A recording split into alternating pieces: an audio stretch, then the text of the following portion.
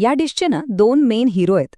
एक म्हणजे ते तिखट, चमचमीत छोले आणि दुसरा म्हणजे सोबत खाण्यासाठी ते मऊ, खुसखुशीत भटुरे.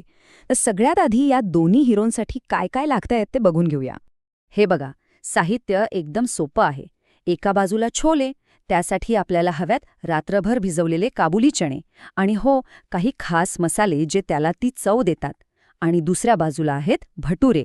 त्यांची सगळी जादू आहे मैदा, रवा आणि दह्यामध्ये. बस, एवढं साहित्य जमवलं ना की समजा अर्धी लढाई आपण जिंकलोच. चला तर आता थेट कृतीकडे वळूया. सगळ्यात आधी आपण बनवणार आहोत छोले, कारण खरं तर हेच या डिशचा आत्मा आहेत, नाही का?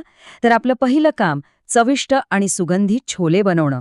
ओके, तर सगळ्यात पहिलं आणि महत्त्वाचं काम, चणे एकदम मऊ लोण्यासारखे शिजले पाहिजेत. मग काय करायचं, जे रात्रभर भिजवलेले चणे आहेत ना, ते थोडेसे मीठ घालून प्रेशर कुकरमध्ये लावून टाका.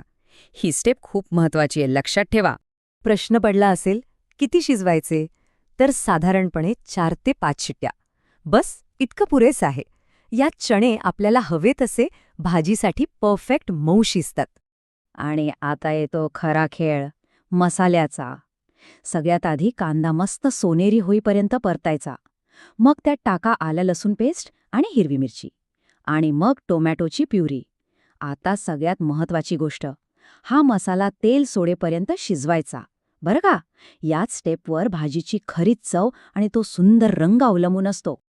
बरं, मसाला तेल सोडू लागला की त्यात आपले सगळे पावडर मसाले टाका आणि छान एकत्र करा. मग आपले शिजलेले चणे त्यांच्यातल्या थोड्या पाण्यासोबतच त्यात घाला. आता फक्त 10 ते 15 मिनिटं मंद आचेवर सगळं शिजू द्या.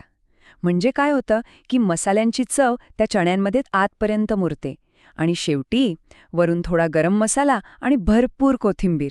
वाह, काय सुगंध येतोय! एका बाजूला आपले छोले मस्त मुरत आहेत. आता वेळ झालीये त्यांच्या जोडीदाराची, म्हणजे आपल्या मऊ आणि टम्म फुगलेल्या भटुऱ्यांची. चला आता पूर्ण लक्ष भटुरे कसे बनवायचे यावर देऊया. भटुऱ्यांचं गणित एकदम सोपं आहे. आधी काय करा, सगळं कोरडं साहित्य म्हणजे मैदा, रवा, मीठ, साखर, बेकिंग सोडा हे सगळं एकत्र करा. मग त्यात दही आणि 1 चमचा तेल घाला. आणि आता थोडं थोडं पाणी घालत पीठ मळायला सुरुवात करा. लक्षात ठेवा, पीठ अगदी मऊ, मुलायम व्हायला हवं. आणि आता सगळ्यात महत्त्वाची स्टेप येते. ही स्टेप अजिबात वगळायची नाही. ती म्हणजे पिठाला आराम देणं, त्याला मुरू देणं. याचमुळे भटुऱ्यांमध्ये ती आतून जाळी येते आणि ते मऊ होतात. आता प्रश्न येतो, किती वेळ? तर कमीत कमी 2 ते 3 तास. हो, इतका वेळ लागतोच, कारण या वेळातच पीठ आंबतं, फुलतं आणि याचमुळे नंतर आपले भटुरे तेलात टाकताच पफ करून फुगतात. म्हणून ही पायरी अजिबात विसरू नका. ठीक आहे, पीठ मस्त मुरलंय. आता त्याचे छोटे छोटे गोळे बनवा आणि पुरीसारखं लाटून घ्या. आणि मग सगळ्यात भारी क्षण, गरमागरम तेलात सोडा. आहा, तो जो मोमेंट असतो ना, जेव्हा भटुरा तेलात पडल्या पडल्या टम्म फुगतो आणि हळूहळू सोनेरी होतो, क्या बात आहे! छान, तर आपले छोले तयार आहेत, भटुरेही तयार आहेत. आता वेळ आहे या दोन्ही अप्रतिम गोष्टींना एकत्र आणण्याची, म्हणजे आपलं परफेक्ट चविष्ट ताट तयार करण्याची. चला बघूया. कल्पना करा, गरमागरम भटुरा आणि सोबत वाफाळते मसालेदार छोले. पण थांबा, पिक्चर अभी बाकी आहे. त्यावर थोडीशी ताजी कोथिंबीर, बाजूला मस्त कुरकुरीत कापलेला कांदा, 1 लिंबाची फोड आणि हो, थोडंसं लोणचं. अरे वाह! या सगळ्यामुळे तर त्या छोले भटुऱ्यांची चव एका वेगळ्याच लेव्हलला जाते. बरं, आता काही सिक्रेट सांगतो. म्हणजे अशा काही खास टिप्स ज्या वापरल्या की घरी बनवलेले छोले भटुरे सुद्धा अगदी रेस्टॉरंटसारखेच लागतील.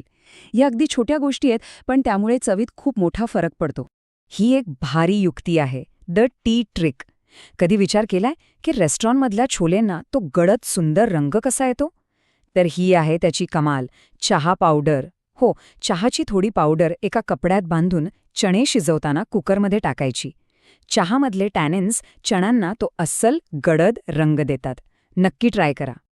आणि जाता जाता भटुऱ्यांसाठीची एक शेवटची पण सगळ्यात महत्त्वाची टीप पुन्हा एकदा सांगतो. पीठ जेवढं मऊ असेल, अगदी थोडंसं सैलसर, तेवढेच भटुरे जास्त फुलतील आणि खुसखुशीत होतील. सगळा खेळ त्या पिठाच्या मऊपणावर आहे.